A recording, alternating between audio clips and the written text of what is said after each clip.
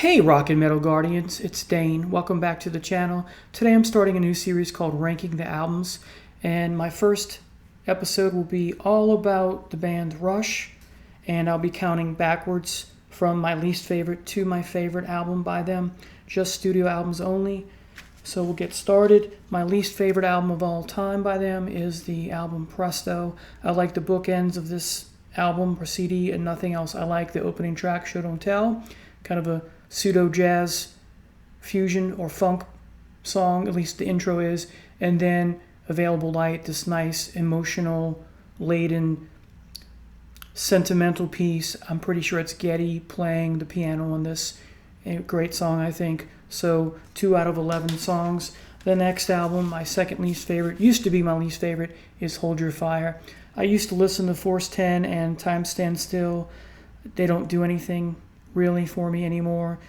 I think Tyshawn and High Water, like most people will argue, are just abysmal.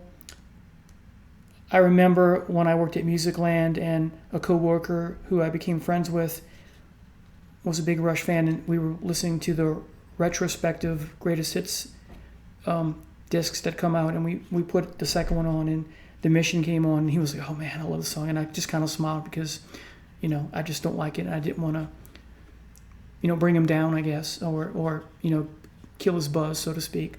So the only song I listen to on here is Open Secrets. I can kind of relate to that song, so that's a fairly decent song, but the rest of it I could do without. The next is Power Windows. I cannot stand The Big Money. I remember waiting for this to premiere on MTV, and I was so disappointed. The bass that Geddy's playing without the headstock, and don't care for those. I've tried playing those. They don't do anything for me. And it sounds clunky and sloppy and sputtery. The bass is sputtering. It's just a horrible sound. I don't like it. I don't like any of side 1. I don't like Territories, which starts side 2. But I love the last 3 songs. Middletown Dreams, Emotion Detector's okay, and Mystic Rhythms is wonderful. So I like that song, especially on the album. It's the best song. Second favorite, Middletown Dreams. Another song many of us can relate to. And then after Power Windows comes Counterparts. In an interview, Alex Lifeson said this is when they got heavy again. Well, it's not heavy. It's kind of heavy. Some people have called this their grunge album. I don't see the comparison. I like Animate. It's okay. It's not wonderful. Stick It Out, again, okay. Cut to the Chase, no. Nobody's Hero, I appreciate the theme of that and the story, but as a song, the music itself doesn't do much for me. And then the only other song I can say I like on here, I like the instrumental, Leave That Thing Alone, but it's no YYZ or La Via Strangiato. I like a lot. 2 songs, Double Agent and Cold Fire. And then Everyday Glory, I think, is a throwaway. It's like the last song on Vapor Trails. They didn't need to put this on here. It's a throwaway, as I said. The difference is that Vapor Trails is much better than this. So Counterparts is number 16 in my list. 15 would be Test for Echo. When I first heard the title track, I thought, this sounds like the Rush I know and love. Sort of, it's close. It pulls at you emotionally the way so many of their late 70s and early 80s stuff does, at least for me. Now I listen to it, I'm like, yeah, I wonder why I felt that way. I don't feel that way so much anymore, but I still like the song a lot. It's a good song, and I love the song Driven. Virtuality, the instrumental here, it's okay. Resist is okay too.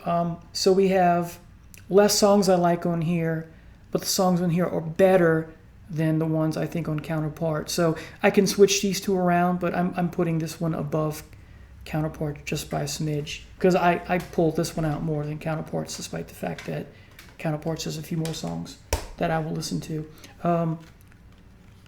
Roll the Bones comes in at 14. There's only 3 songs I like on here.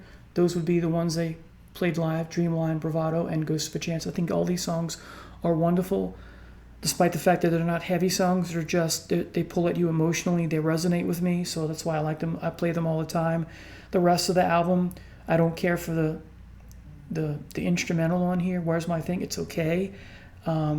The last song, You Bet Your Life, like much of the tone on here has a kind of light and poppy sound. It's too cheery, if that makes sense. I don't dislike happy songs, but I want something that's more resonant and has more bottom end to it, if that makes sense. So this doesn't do it for me, except for 3 songs. I like a good tug at your emotion song like Entre Nous and Different Strings and say Permanent Waves, but I don't want a whole album or an album with too many of that. So that's why Roll the Bones is plus Roll the Bones has a rap song on it, and I'm out with that. The next one is Clockwork Angels. It's interesting that their last album is a pure concept album from start to finish. A lot of people call 2112 a concept album. It's not, because only half of the album is a concept album. I like probably 2/3 of this. So this was a nice way for them to go out and end their career, I thought. And so many people like, there's some heavy stuff on here. There's some sentimental stuff that I like. And there's a couple songs I don't care for. But overall, I think this is, it's a solid album, and I'll leave it at that. So that was 13. Coming in at number 12, Snakes and Arrows. I prefer Snakes and Arrows much more than Clockwork. I like every song on here, although I do occasionally skip some. Oh, I take that back. The last song, We Hold On, is like the last song on Vapor Trails, the last song on Counterparts. It's not necessary for the album. I think they're just trying to put another track, because you can put more songs on an album because it's a CD. Get that full 80 minutes or close to it. Doesn't do anything for me. I think it's a throwaway. But everything else on here, I really like. I can listen to this almost start to finish, just not listen to the last song. So Clockwork Angels, I saw them on this tour. I think I've seen Rush only 3 times, unfortunately, but this was quite good. So next is the Signals album, coming in at number 11. Snakes and Arrows was 12. I like everything on here, although I have issues with Countdown. It could be a better song if you got rid of the guy, talking about the space shuttle. We're coming in at, and he's mumbling, and the synths are great. The guitar, the way that Alex plays the guitar, though different from Rush's Glory Days, is still quite compelling. It took me a while to warm up to this album. Is it a masterpiece? Absolutely not. But it's, I guess, it's pretty much in the middle of their 19 studio albums. So Subdivisions and Analog Kid and Chemistry are probably, the first 3 songs are my favorite on here. So anyway, just get rid of, redo Countdown and get rid of the NASA guy talking over the song. Just get rid of it. The way the song ends is great, though. Now, coming at number 10, so the debut album. I skip a lot of the songs frequently, but I still listen to this quite a bit. As Geddy Lee said in an interview, I think with Dan Rather, he says the album is very derivative.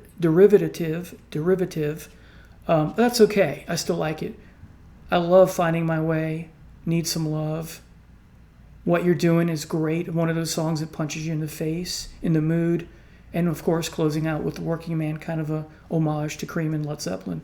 So, I like this album a lot. So, coming in at number 9, Vapor Trails. Every song in here is great, except for the last album, as I've said. The first 4 songs are probably my favorite. No, I take that back. The first 4 songs plus Earthshine. Everything on here I love. I can listen to this all the time, and I do. I play this in the car all the time. Out of the Cradle's the last song. It's a throwaway. So see a pattern here with the last song on quite a bit of their albums. Coming in at number 8. Oops. I grabbed the wrong one there. Coming in at number 8 is Grace Under Pressure. Like Signals, this took a time for me to warm. I love this photo on the back. This took a while for me to warm up to. And I like it better than Signals, obviously, because it's above Signals in my list. My least favorite song on here is Kid Gloves, although I like the solo. It's too light and poppy and cheerful. Anyway, so make of that what you will. Then, so number 7, Caress of Steel. You have the gatefold, just like the album. Marvelous. I love this album. I can listen to this. I do listen to this all the time. You have 2 epic tracks on here. You have the wonderful Necromancer, which is Neil Peart's homage, I guess is the best word. There we go, that word again. But homage to Lord of the Rings. And then you have side 2 is like 2112, one song divided into sections, and that is the Fountain of Lamneth, thematically similar to Xanadu. I know a lot of people don't like this or rate it very much lower than me, but I just love it. So to each his own, right? Coming in at number 5, number 6 is Hemispheres. You get part 2 of Cygnus X1 called Book 2, which is all of side 1, like 2112, and side 2, as I said, of Caress of Steel. And in side 2, you get the great song Circumstances, kind of heavy and pseudo-heavy, but heavy in ways, I guess. And then the beautiful The Trees, and then my favorite instrumental by Rush, La Via Strangiato, although I like the live version better. But this is a great album, and so it deserves to be number 6. Coming at number 5, Permanent Waves. Recorded at La Studio. You may know the history behind that. You only get 1, 2, 3, 4. You only get 6 songs, but you have 2 epic songs in Jacob's Ladder and Natural Science. You get the 2 sentimental, ballady type songs, Entre Nous and Different Strings. And Entre Nous and Different Strings, if memory serves, they're both the closest, along with Ghost of a Chance, to Rush doing a love song. So you have 3 songs in their catalog that I think are the only ones that are the closest you get to them doing a love song. All right, coming in at, see, where are we now? Yeah, number 4. I just love this album, Fly By Night. This is where the rookie, the new guy, as they called him, even 40 years something later, right? They call Neil Peart the new guy, even having a long career with them, but that's just them having fun. The 3 jokers that made up Rush, and I just love these photos. This was probably one of the first Rush albums I owned. I remember, like it was yesterday, getting on the bus to go to Sound Warehouse after a day of high school, and buying this with my allowance. And my mom's like, "What you got?" And I showed her. She's like, "Who's that?" And I introduced her to the band. I think the only song she actually liked that I liked was she loved the song Xanadu, so she loved that intro piece to that. And she's like, "Who's that?" I'm like, "Mom, that's Rush." She's like, "Oh, I like that song." So it's kind of cool when your mom and your dad like the music that you listen to, which is not very often. So sometimes, more often with my mom and my dad. Anyway, so this is where they begin their delving into progressive rock. The only really progressive rock song on here is Bytone the Snow Dog. Anthem and Best I Can are heavy hard rock songs. Beneath, Between, and Behind, the same. Fly By Night, a radio staple, a light hard rock song, if you will. Making Memories, kind of folky acoustic number. Rivendell, also a Tolkien-esque nod to them. A nod to Tolkien. Very folky. I didn't like the song at first, but it didn't take me that long to warm up to it. I didn't give it a chance at first because of the way it started. So, and then the wonderful In the End. That's just like one of my favorite songs. All right, so next we have 2112. Need I say more? And I've spoken about this next one in one of my previous videos. My second favorite Rush album of all time. And then, yes, you've guessed it. What else could it be? Process of Elimination. The masterpiece, the magnum opus that is Moving Pictures. All right, folks. I hope you guys have a blessed day. Thanks for watching.